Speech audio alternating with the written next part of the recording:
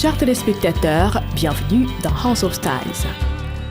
Pour cette édition de votre magazine des arts de vivre, nous avons opté pour une mise en scène croisée sur la manière de dresser une belle table. En effet, afin de vous permettre d'avoir des angles de vue différents mais complémentaires, notre démonstration combinera deux mises en place, l'une dans un restaurant et l'autre chez un particulier. Avant toute chose, posons la nappe. La pose d'une nappe se fait en deux étapes. Le molleton et la nappe proprement dite. Préalable indispensable, le molleton amortit les chocs et assure un certain confort aux convives.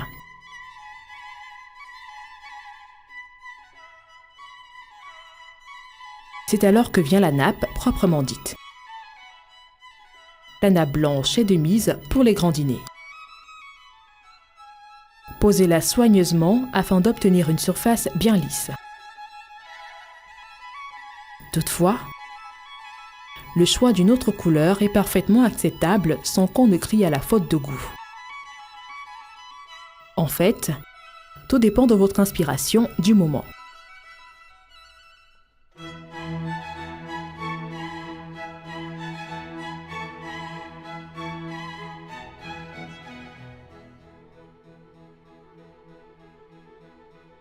Il vous faut des assiettes,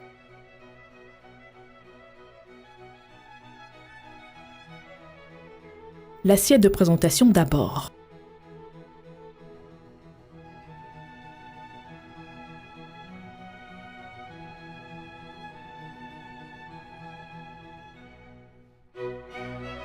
L'assiette du plat de résistance ensuite.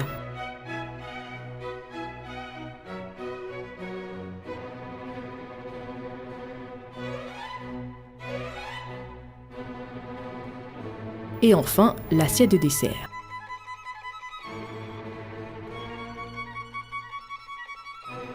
Seules les assiettes principales ou de service seront utilisées par les convives. Quant à l'assiette de présentation, elle a un rôle plus décoratif. Toutefois, elle peut aussi servir de grande assiette pour exposer les mets.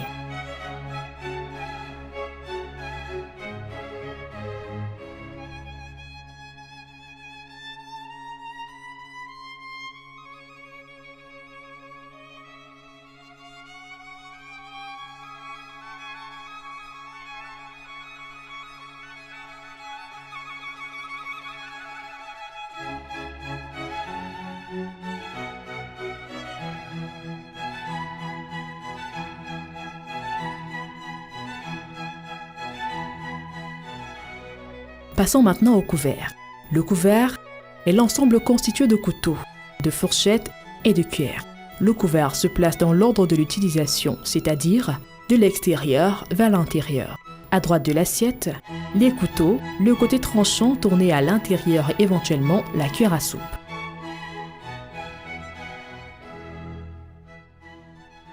Devant l'assiette, la cuillère, la fourchette ou le couteau à dessert. Et à gauche enfin, les fourchettes.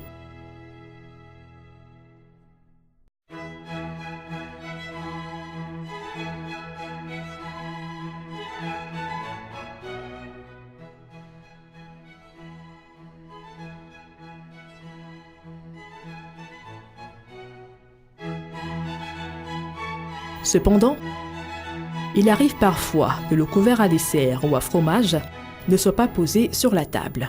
Pas de panique, donc, il vous sera proposé au moment de servir le dessert ou le fromage.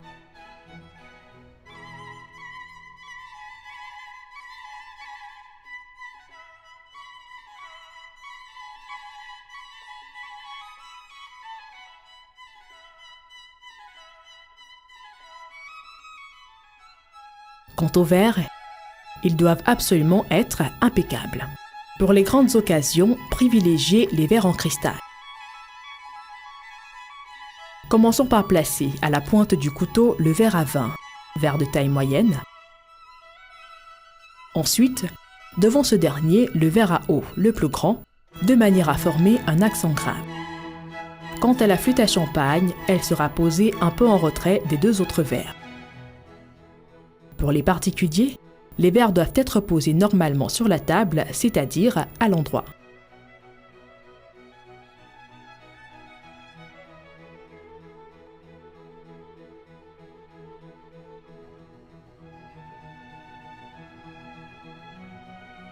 Le fait de retourner les verres sur la table pendant la mise en place est souvent réservé aux professionnels de la restauration.